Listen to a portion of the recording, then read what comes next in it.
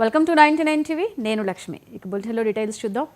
YCP తన ఉనికిని కాపాడుకోవడం కోసమే పులివెందుల జెడ్పీటీసీ ఎన్నికల్లో పోటీ పడుతుందని ఎమ్మెల్సీ దీపక్ రెడ్డి అన్నారు. గత ప్రభుత్వ హయాంలో పులివెందుల జెడ్పీటీసీ ఎన్నికలు ఎందుకు నిర్వహించలేదని ప్రశ్నించారు. వైసీపీ ఏం చేసినా గెలుపు తమదేనంటున్న ఎమ్మెల్సీ దీపక్ రెడ్డితో మా ప్రతినిధి రాజు ఫేస్ టు ఫేస్. కడప జిల్లా రాజకీయాలు వేడెక్కాయి. 2 జెడ్పీ స్థానాలకు జరుగుతున్నటువంటి కడప జిల్లాలో ఓరిగా అటు టీడీపీ వైసీపీ ప్రచారం ముమ్మరం కొనసాగిస్తుంటున్నారు. ఆ టీడీపీకి సంబంధించినటువంటి నాయకులు కావచ్చు, వైసీపీకి సంబంధించినటువంటి నాయకులు ఒక్కొక్క మండలానికి కూడా జిల్లా అంతా సంబంధించి ఒక మండలాన్ని కూడా రాష్ట్ర స్థాయి నుంచి కూడా నేతలందరూ కూడా అక్కడ మకం వేసి ఎన్నికల్లో ప్రచారంలో భాగంగా పాల్గొనడం జరుగుతుంది. అయితే ప్రధానంగా ఎమ్మెల్సీ దీపక్ రెడ్డి గారు ఒంటిమిట ఇన్ఛార్జిగా ఆయన చూస్తూ ఉంటున్నారు. ఒంటిమిటలో చేస్తున్నటువంటి ప్రజల నుంచి ఏ విధంగా స్పందన ఉంది, ఈ యొక్క 1 year పరిపాలనలో కూడా ప్రజల నుంచి ఏ విధంగా రెస్పాన్స్ ఉంది అనేటువంటి విషయాన్ని ఆయన అడిగి తెలుసుకుందాం. సార్ చెప్పండి, ఇప్పటికే మీరు ఈ జోనల్ ఏరియా ఇన్ఛార్జ్గా ఉన్నారు, ప్రజెంట్ ఎమ్మెల్సీగా ఉన్నారు. జరుగుతున్నటువంటి జెడ్పీటీసీ ఎన్నికలకు సంబంధించి మీరు ఒంటిమిటగా పర్యవేక్షణ చేస్తూ ఉంటున్నటువంటి పరిస్థితి ఏ విధంగా ప్రజల నుంచి అక్కడ స్పందన ఉంది? దానికన్నా ముందు వైఎస్ఆర్ పార్టీ ప్లాన్ ఒకటి నేను చెప్పాలనుకుంటున్నాను.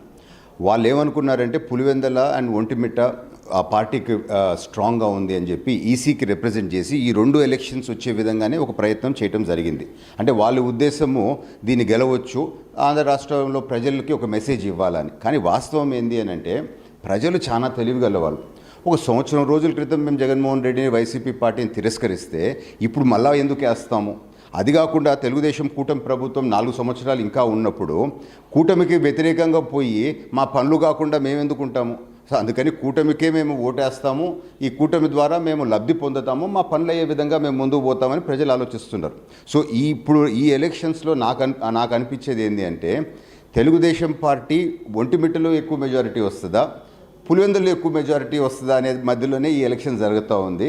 వైసీపీ పార్టీకి మాకు అనేది పెద్ద కాంపిటీషన్ కాదు అనేది నేను భావిస్తున్నాను. సార్, ప్రధానంగా కొన్ని నెలలు మాత్రమే ఉంది ఈ యొక్క జెడ్పీటీసీ ఎన్నికలకు సంబంధించి టైం అయిపోతుంది. కానీ ఎందుకు ఇంత ప్రతిష్టాత్మకంగా తీసుకోవాల్సిన పరిస్థితి వచ్చిందంటారు?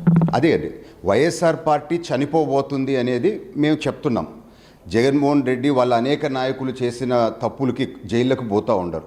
సో ఇప్పుడు ఒక ప్రయత్నం వైసీపీ పార్టీ వాళ్ళు చేశారు. ఈ 2 రిప్రజెంట్ చేసి ఈసీకి పులివెందుల క్యాండిడేట్ చనిపోయి 2.5 సంవత్సరం అవుతా ఉంది. అప్పుడు వైసీపీ అధికారంలో ఉండింది. అప్పుడు ఎందుకు వాళ్ళు బై ఎలక్షన్కి పోలేదు? పోనీ ఈ సంవత్సరం రోజుల లోపల కూడా గమ్ముగుండి లాస్ట్ మినిట్ ఇంకొక 8 నెలల్లో ఎలక్షన్స్ వస్తున్నాయంటే ఇప్పుడు పోతున్నారు ఈసీకి రిప్రజెంట్ చేసి ఇది వచ్చింది అని అంటే కేవలము ఈ 2 స్థానాల్లో మేము గెలిస్తే పార్టీ చనిపోలేదని చెప్పుకోవాలనేది ఒక ప్రయత్నం వాళ్ళది. కానీ ఆ ప్రయత్నం కూడా ఇప్పుడు వేస్ట్ అవుద్ది. ప్రజలు రేపు ఇవ్వబోయే జడ్జిమెంట్ మరి మీరు చూస్తే ఇంకా వైసీపీ పరిస్థితి అయిపోద్ది. ఎందుకంటే కంచుకోట వాళ్ళకి పులివెందల అండ్ ఒంటిమిట్ట మీరు చూస్తే 30 సంవత్సరాల చరిత్ర కాంగ్రెస్ తర్వాత వైసీపీతో ఉన్న చరిత్ర. ఇటువంటివి కూడా మేము ఇప్పుడు అంత ఖచ్చితంగా చెప్తున్నాము. మేము గెలవబోతున్నాము, మంచి మెజారిటీతో గెలవబోతున్నాము. సరే, మీరు మంచి పరిపాలన చేసినామని చెప్తూ ఒక పక్క టీడీపీ చెప్తుంది.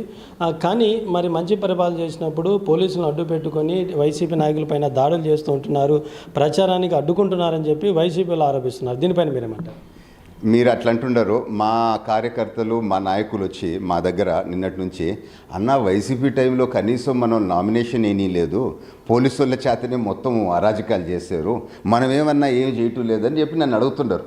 సో మేము చెప్పింది మనం అట్ట కక్ష చేసే మనస్తత్వం కాదు, మన ముఖ్యమంత్రి గారు అన్నీ కరెక్ట్గా చేయాలంటారు.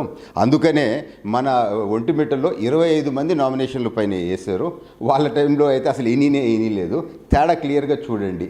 సో దీన్ని బట్టే ప్రజలు ఒక అంచనాకి రావచ్చు వాళ్ళు మా వైసీపీ వాళ్ళు చేసే ఆరోపణలే వాస్తవాలు కాదు అని చెప్పి నేను తెలుపుకున్నాను.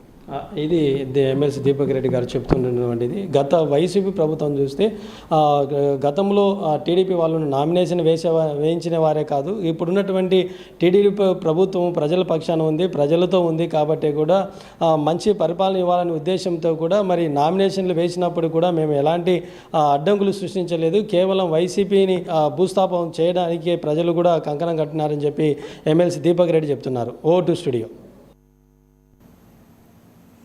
కరీంనగర్ జిల్లా చొప్పదండి నియోజకవర్గం